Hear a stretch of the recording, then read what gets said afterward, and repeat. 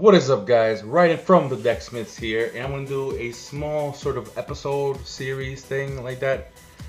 Something I did for Yu-Gi-Oh a lot, and I don't really see for DBS. I might be mistaken, and there might be stuff like this, but I personally don't see it, so I'm gonna start doing it. Today's what if? Well, it's gonna be like a what if episode, and today's what if is what if Bandai introduced a ban list or a sort of set rotation for the game? Now, before you guys attack me, before you guys say anything, hear me out. It is a what if episode, so let's say for certain we're getting a ban list, or for certain we're getting a rotation. Which one will be better? Now, let me explain a little bit for those new players, for those players new to TCGs, CCGs, whatnot. What's a rotation, first of all? Set rotation is, I haven't played Magic or anything like that, but I've done Pokemon, I've done Yu-Gi-Oh!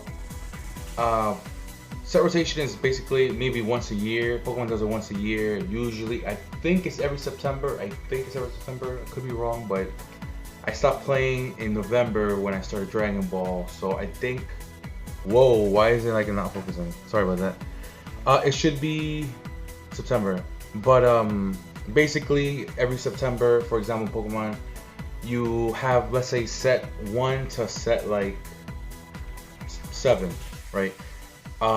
Certain point of the year, end of the year hits, and then they introduce a set rotation, meaning they'll go back like 3 boxes, and so from, let's say, set 1 to set 10, starting December 10th, you can no longer use set 1 to set 3, and you're only allowed to use set 4 to set 10. It's something like that. So that basically means if you usually, the idea is if you keep up to date with up-to-date decks like set 9 deck, or a deck using set 8, 10, stuff like that, you have nothing to worry about. Literally, like, I made a deck using a current set of Pokemon last September, and I made a deck, and that deck is gonna be set in stone for like at least for 3 years, more or less. I can use that same deck for 3 years and just add new cards to it and keep the theme going. So that is cool. That's something I do enjoy. I do enjoy set rotations.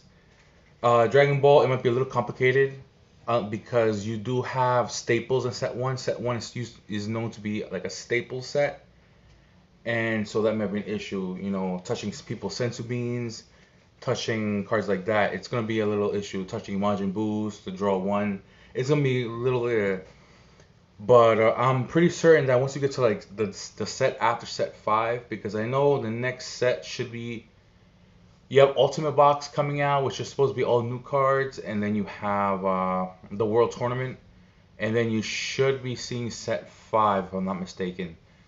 There shouldn't be I don't think there's a set 6 for this year. It should be next year. But I'm assuming if anything gets put into effect, let's say set rotation, it would have to be next year. So we get up to like set 5, and then we technically 5 sets, and then plus like 3-4 mini sets. So that would make a lot more sense than anything else. We also have ban lists. I play Yu-Gi-Oh, as I already said, and Yu-Gi-Oh has ban lists. Before I start before I start with pros, I have to start with cons because it's been bothering me forever, these ban lists. And even though Dragon Ball is still new, it can still work with Dragon Ball. With Yu-Gi-Oh, if you have ban list in Yu-Gi-Oh, Yu-Gi-Oh has thousands and thousands and thousands of cards, and like tens and tens and tens of sets. Like, I think that they have like, I don't know how many sets they have, maybe 100. I don't even know. Not 100, impossible.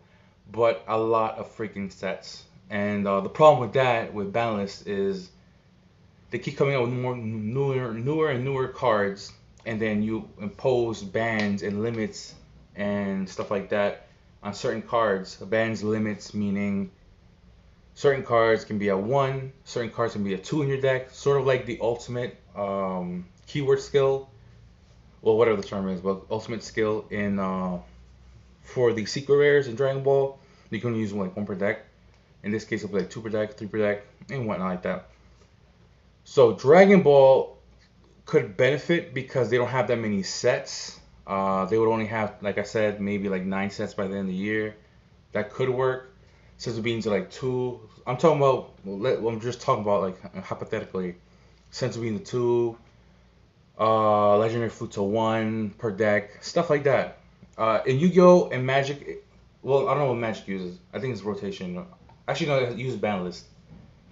But in Yu-Gi-Oh, it doesn't work that well because it's hard investing in a deck in Yu-Gi-Oh because you have to invest in the deck knowing that it's going to be hit definitely within 6 months.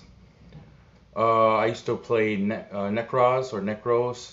It was basically a theme revolving about around one character or one monster, and he can wear the armor.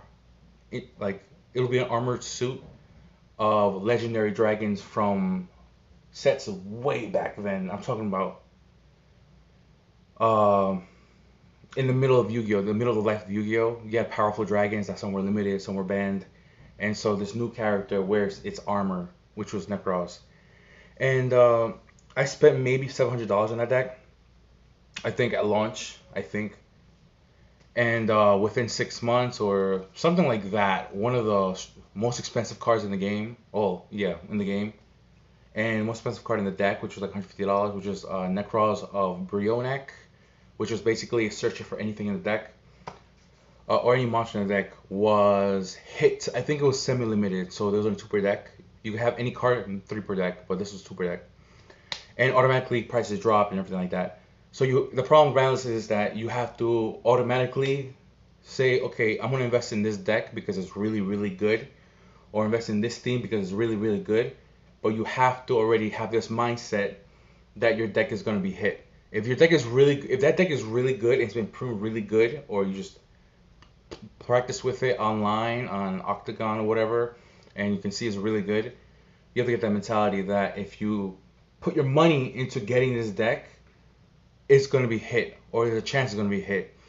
It's not like set rotation Pokemon where you're like, okay, well, I'm gonna run, I don't know, freaking. It doesn't matter, like Croagunk or Toxicroak, GX or whatever. I'm just throwing names out there. And this deck is really good. It's really good in Japan. It's really good in my playtesting. I've been undefeated or whatever. It's gonna be good. And then you're gonna invest in it. You're fine because as long as those cards are in the newer sets, yeah, you lose some support from the older sets, but you still have the main theme of the deck. Like it's still there. It doesn't get hit or anything. You're guaranteed a year or 2 years or 3 years probably of that set of that theme, unless you want to switch decks later on. But if it's a really good deck, you won't get it touched at all for that long time, that long period of time.